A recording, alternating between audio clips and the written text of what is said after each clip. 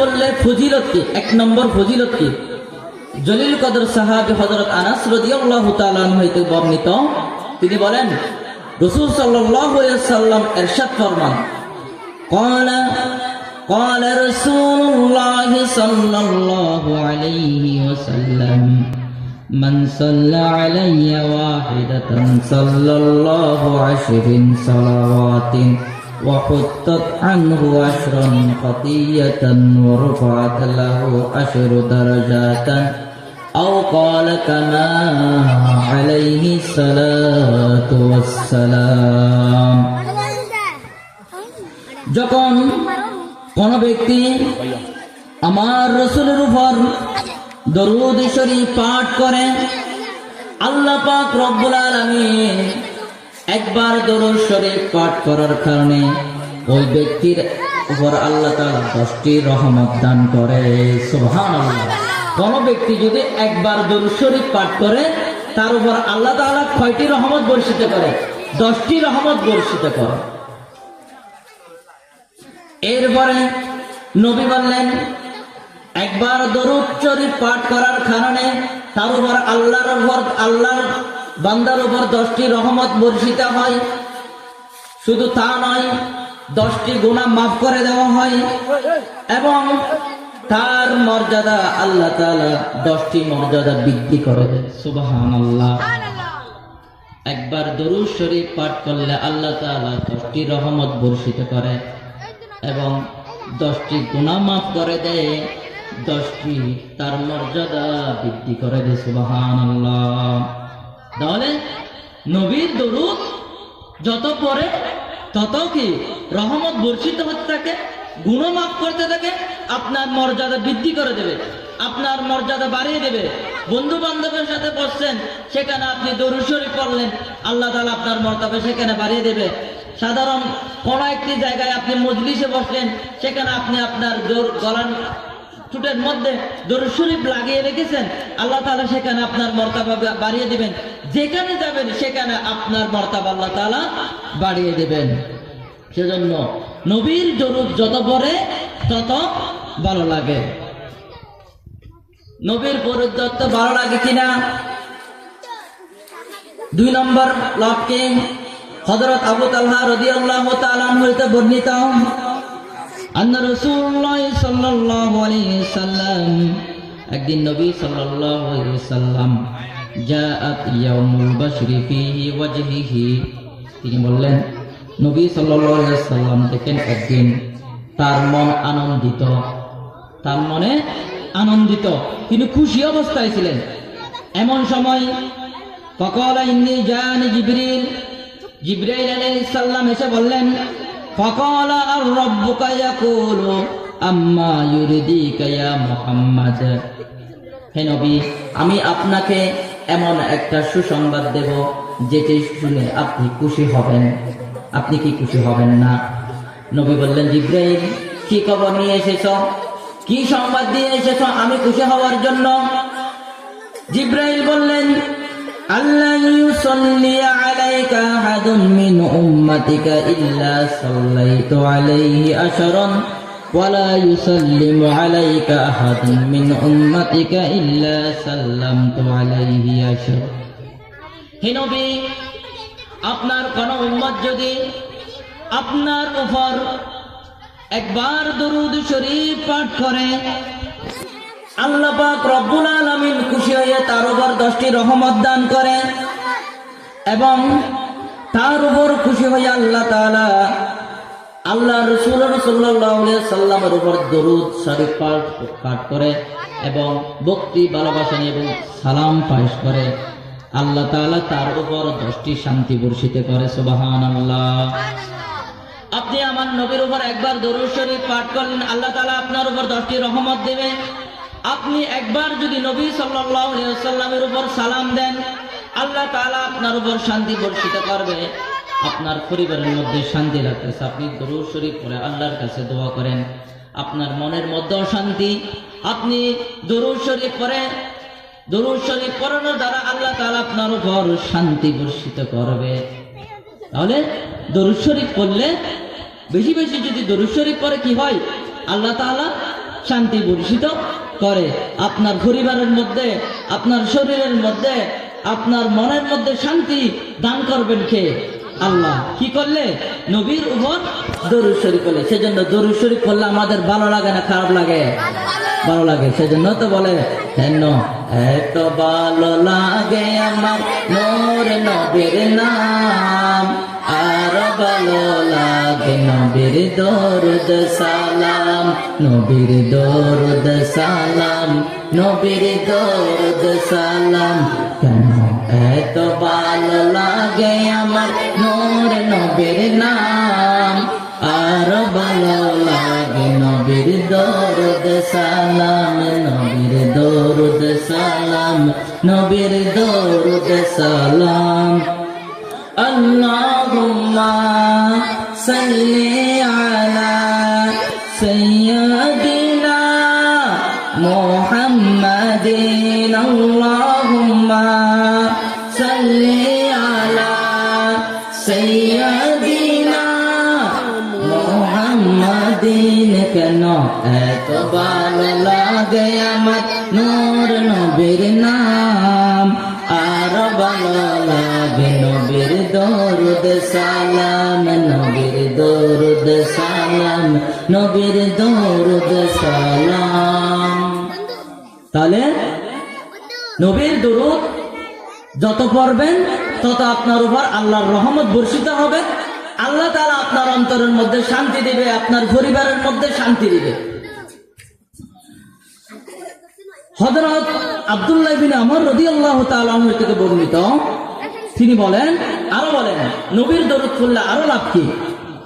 মান সাল্লাল্লাহু আলান নবী সাল্লাল্লাহু আলাইহি ওয়াসাল্লাম কাতাবাল্লাহু লাহু আশরা হাসানাতিন ওয়া মাহা আনহু আশরা সাইয়্যাতিন ওয়া রাফআ লাহু আশরা ফীহি দারাজাত। যে ব্যক্তি নবী করিম সাল্লাল্লাহু আলাইহি ওয়াসাল্লামের উপর একবার দরুদ শরীফ পাঠ করবে, আল্লাহ তাআলা তার জন্য 10টি নেকি লিপিবদ্ধ করে দেবে। সুবহানাল্লাহ। তার আমলনামার মধ্যে 10টি নেকি লিপিবদ্ধ করে দেবে এবং 10টি গুনাহ মাফ করে দেবে। সুবহানাল্লাহ। হযরত আম্মার বিন ইয়াসির রাদিয়াল্লাহু তাআলা আনহু থেকে হাদিসে বর্ণিত আছে, আল্লাহ তাআলা একটি ফেরেশতা আমার নবী পাক সাল্লাল্লাহু আলাইহি ওয়াসাল্লামের রওজার সামনে দাঁড় করিয়ে দিলেন। ওই ফেরেশতার কাজ কি? ওই ফেরেশতাকে আল্লাহ পাক রব্বুল আলামিন সৃষ্টি জগতের যেখানে যা কিছু হয় তা কিছুর শ্রবণ করার ক্ষমতা দিয়েছে। এই ফেরেশতার কাজ হলো, আর কিছু ফেরেশতা আছে সারা পৃথিবীর মধ্যে উড়ে বেড়ায়, কোথায় মাহফিল হয়, কোথায় আল্লাহর কথা বলে, আল্লাহর জিকির চলে, নবীর জিকির চলে, কোরআন তেলাওয়াত হয়, তাসবিহ তাহলিল হয়, এই জায়গাগুলো খুঁজে খুঁজে দেখে। যখন ওই ফেরেশতাগুলো দেখে খেজুয়ার মাহফিলের মধ্যে নবী সাল্লাল্লাহু আলাইহি ওয়াসাল্লামের দরুদ শরীফ পাঠ হচ্ছে, কোরআন তেলাওয়াত হচ্ছে, কোরআনের কথা হচ্ছে, দ্বীন ধর্মের কথা হচ্ছে, ইসলামের কথা হচ্ছে, তাসবিহ তাহলিল চলতেছে, তখন যারা নবীর দরুদ শরীফ পড়ে এই অবস্থায় যখন ওই ফেরেশতারা উপস্থিত হয়, ওই ফেরেশতাগুলো নবীর ওই দরুদ শরীফ যে যে ব্যক্তিগুলো নবীর দরুদ পড়ে তার নাম এবং তার পিতার নাম সহ নিয়ে গিয়ে আমার নবীর দপ্তরে নিয়ে যায়। সুবহানাল্লাহ। নবী সাল্লাল্লাহু আলাইহি ওয়াসাল্লামের দরবারে নিয়ে যায়। যখন কোনো জায়গায় কোনো ব্যক্তি নবীর দরুদ শরীফ পাঠ করে, তখন আশেপাশে যে ফেরেশতারা আছে তারা সেগুলো নিয়ে কোথায় চলে যায়? নবী সাল্লাল্লাহু আলাইহি ওয়াসাল্লামের দরবারে নিয়ে গিয়ে ওই ফেরেশতাকে জমা দেয়। তখন ওই ফেরেশতা আমার নবীকে গিয়ে বলে দেয়, ইয়া রাসূলুল্লাহ, আপনার একজন উম্মত কেশুয়ার আব্দুর রহমানের ছেলে আব্দুল করিম, আব্দুর রহমান মারা গিয়েছে আজকে 10 বছর হয়ে গেছে। আব্দুর রহিম এখন এই দরুদ পড়ার কারণে তার বাবার নাম সহ হচ্ছে, তার বাবা কোথায়? খবরের মধ্যে, কিন্তু তার বাবার নাম সহ আল্লাহ রাসূল সাল্লাল্লাহু আলাইহি সাল্লামের দপ্তরে গিয়ে জমা দিয়েছে। এটা আব্দুর রহমান ছেলে আব্দুল করিমের দরুদ শরীফ আপনার উপর পেশ করেছে, ইয়া রাসূলুল্লাহ আপনি নিয়ে নেন। সুবহানাল্লাহ। তাহলে দরুদ শরীফ আপনি পড়তেছেন এখানে, আপনার বাবা মারা গেছে আজকে কোথায় 10 বছর হয়ে গেছে। এই ঘটনা থেকে, এই হাদিস থেকে একটা ঘটনা মনে পড়ে যায়, যেটা আপনারা অনেকেই শুনেছেন। খলিফা উসমানে খলিফার শেষ খলিফা, খলিফা আব্দুল হামিদ, তিনি তার জীবনে দৈনিক আমলের মধ্যে একটি আমল, এশারের পরে প্রতিদিন তিনি একটি আমল করতেন। সেই আমলটা হলো তিনি প্রতিদিন দরুদ শরীফ পাঠ করতেন। কি পড়তেন? দরুদ শরীফ পাঠ করতেন। 5 ওয়াক্ত নামাজ পড়তেন। ইনি তো খুবই আশিক রসুল ছিলেন। তিনি নামাজের পরে প্রতিদিন রাত্রে কি করতেন? দরুদ শরীফ পড়তেন।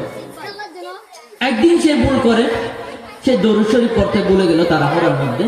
তার রাজ্যের মধ্যে একজন ব্যক্তি হুট করে এসে বলতেছে যে আমি আব্দুল হামিদের সাথে দেখা করব।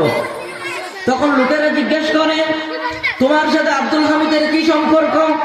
আব্দুল হামিদ সেটা একজন রাজা, তোমাকে দেখতে তো একজন কৃষকের মতো লাগে, তোমাকে তো একজন দেখতে তো ছোট লোকের, ছোট মানুষের মতো লাগে, তুমি তো আব্দুল হামিদের সাথে সম্পর্ক রাখা এমন কোন ব্যক্তি তুমি নয়।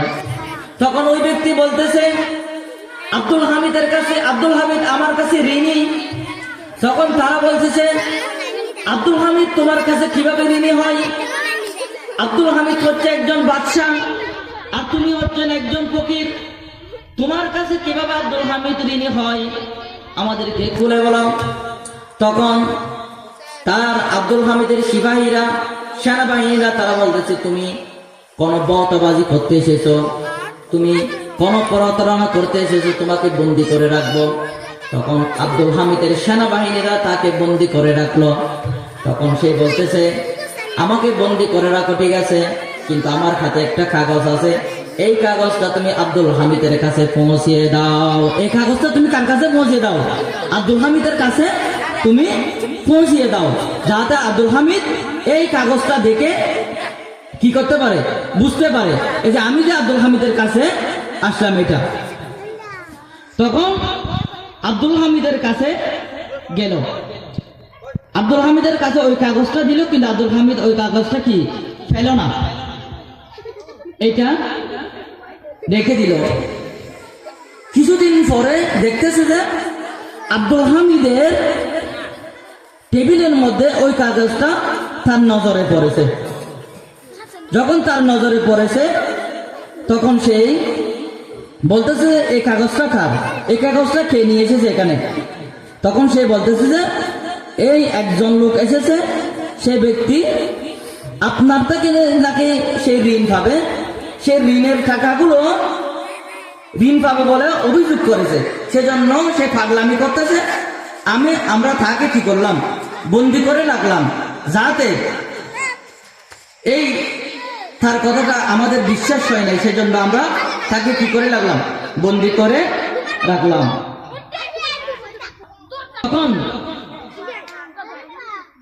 আব্দুল হামিদ বলতেছে যে তুমি গিয়ে করো, তাকে নিয়ে আসো, ওকে নিয়ে আসো। আনার পরে আব্দুল হামিদ কি করলো? বললেন, তুমি আমার কাছে কি ঋণ পাও, তুমি আমাকে খুলে বলো। তখন ওই ব্যক্তি বলতেছে, আমি একজন ব্যবসায়ী ছিলাম, আমার ব্যবসার মধ্যে লস করে গেছে, আমি এখন অসহায় হয়ে গেছি,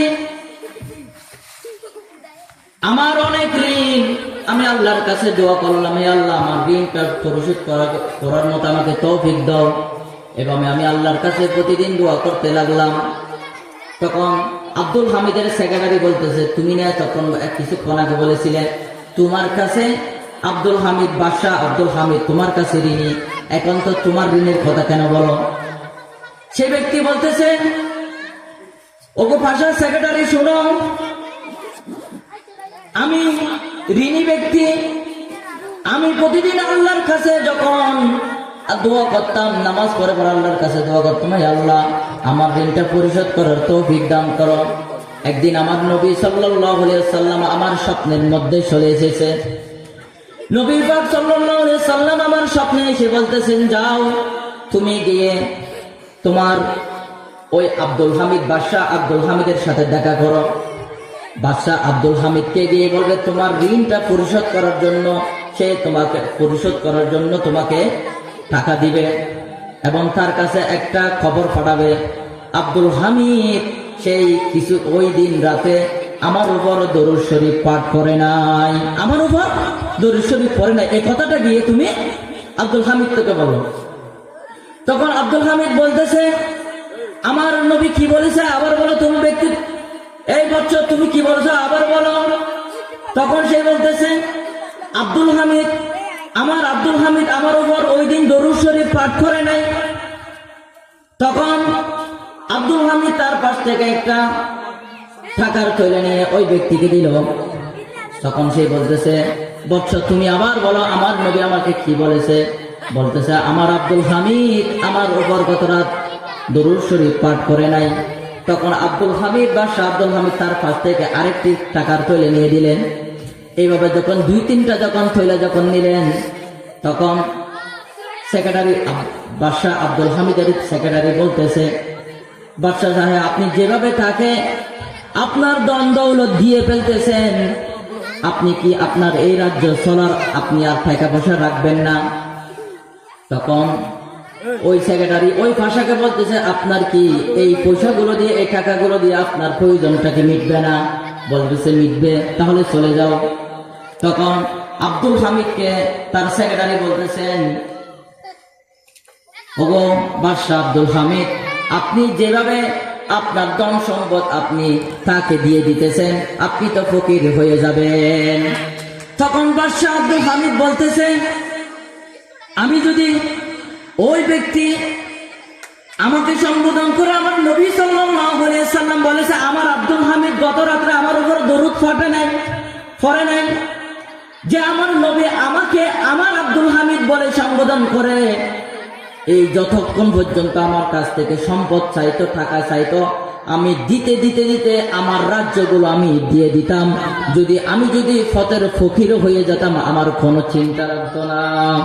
সেজন্য কবি বলে ভাগ্য যদি পছন্দ হয় নবীর গোলামি, নূর নবীজির গোলাম হওয়া রাজার চেয়ে দামি। ভাগ্য যদি পছন্দ হয় নবীর গোলামি, নূর নবীজির গোলাম হওয়া রাজার চেয়ে দামি। হামিতে বলে এই দুনিয়ার সম্পদ কিছু নয়, হামিতে বলে এই দুনিয়ার সম্পদ কিছু নয়, প্রিয় নবীর গোলাম ছাড়া অন্য কিছু নয়, প্রিয় নবীর গোলাম ছাড়া অন্য কিছু নয়। দু জাহানে কি যে হবে আমার পরিচয়, দু জাহানে কি যে হবে আমার পরিচয়, প্রিয় নবীর গোলাম ছাড়া অন্য কিছু নয়। শাহিন সাগর সেও শ্রেষ্ঠ নবীর গোলামি, শাহিন সাগর সেও শ্রেষ্ঠ নবীর গোলামি, ফেরেশতাদের চেয়ে উত্তম হয় সে আদমি, ফেরেশতাদের চেয়ে উত্তম হয় সে আদমি। যার সমানে সব ফেরেশতা সিজদারত হয়, যার সমানে সব ফেরেশতা সিজদারত হয়, প্রিয় নবীর গোলাম ছাড়া অন্য কিছু নয়, প্রিয় নবীর গোলাম ছাড়া। ভাগ্য যদি প্রচন্ন হয় নবীর গোলামি, ভাগ্য যদি প্রচন্ন হয় নবীর গোলামি, নূর নবীজির গোলাম হওয়া রাজার চেয়ে দামি, নূর নবীজির গোলাম হওয়া রাজার চেয়ে দামি। হামিতে বলে এই দুনিয়ার সম্পদ কিছু নয়, হামিতে বলে এই দুনিয়ার সম্পদ কিছু নয়, প্রিয় নবীর গোলাম ছাড়া অন্য কিছু নয়, প্রিয় নবীর গোলাম ছাড়া অন্য কিছু নয়। তাহলে শুনে রাখো এই হাদিসের দ্বারা এই আব্দুল হামিদের কাছে আমার নবী পাক সাল্লাল্লাহু আলাইহি ওয়াসাল্লামের উপর দরুদ শরীফ পাঠ করে প্রতিদিন, এই পাঠ, এই নবীর দরুদে গুলো আমার নবীর রওজার মধ্যে পৌঁছে দেয়। এই দিন যাই নাই আব্দুল হামিদের অন্তরের মধ্যে নবীর প্রেম ভালোবাসা নিয়ে, মহব্বত নিয়ে এই দরুদ শরীফ পাঠাতো। সেই জন্য নবী সাল্লাল্লাহু আলাইহি সাল্লামে তার উপর কি হয়ে গেল? সন্তুষ্ট হয়। একটি হাদিসের মধ্যে আছে, যে ব্যক্তি নবী সাল্লাল্লাহু আলাইহি সাল্লামের উপর 5 ওয়াক্ত নামাজ পড়ে, 5 ওয়াক্ত নামাজ পড়ে, নামাজের পরে এই এশারের নামাজের পরে 3 বার দরুদ শরীফ পাঠ করবে। নবী বলেন কয়বার? 3 বার দরুদ শরীফ, মহব্বত নিয়ে, ভালোবাসা নিয়ে, ভক্তি নিয়ে। নবী বললেন ওই ব্যক্তিকে মাফ করা আল্লাহর উপর ওয়াজিব হয়ে যায়। সুবহানাল্লাহ, আল্লাহর উপর হয়ে যায়, ওয়াজিব হয়ে যায়। তাহলে সেজন্য হাঁটতে, বসতে, চলতে, ফিরতে আপনি সব সময় নবী সাল্লাল্লাহু আলাইহি সাল্লাম দরুদ গুলো পড়তে থাকেন। এই দরুদ পড়ানোর দ্বারাই নিজের জীবনের গুনাহ মাফ হয়ে যায়। সেজন্য 5 ওয়াক্ত নামাজ ইমানের পরে আল্লাহ রাসূল সাল্লাল্লাহু আলাইহি সাল্লামের উপর যদি কোন ব্যক্তি ঈমান আনে, ঈমান আনার পরে তাকে নামাজের তাকিদ দিয়েছে। ইসলামের খুঁটি হলো 5টি। বুনিয়াল ইসলাম আলা 5, শাহাদাতু আল্লা ইলাহা ইল্লাল্লাহ ওয়া আন্না মুহাম্মাদুর রাসূলুল্লাহ, ইকামাতিস সালাহ ওয়া ইতাইজ যাকাত ওয়াল হজ্জ ওয়া সাওমি রমাদান। ইসলামের খুঁটি হলো 5টি। এই খুঁটিগুলো আমাদেরকে জানতে হবে। 1 নম্বর হচ্ছে আল্লাহ ছাড়া কোনো ইলাহ নাই, মুহাম্মদ সাল্লাল্লাহু আলাইহি ওয়াসাল্লাম আল্লাহর রাসূল, এই কথা সাক্ষ্য দেওয়া, নামাজ পড়া এবং হজ করা, যাকাত দেওয়া, রোজা রাখা, এগুলো হচ্ছে খুঁটি। দরুদ শরীফ এবং এই নামাজ যদি না থাকে আমলের কোনো মূল্য নাই। আমলের মধ্যে সবচেয়ে 1 নম্বর আমলের মধ্যে কি? নামাজ। তাহলে নামাজ পড়বেন।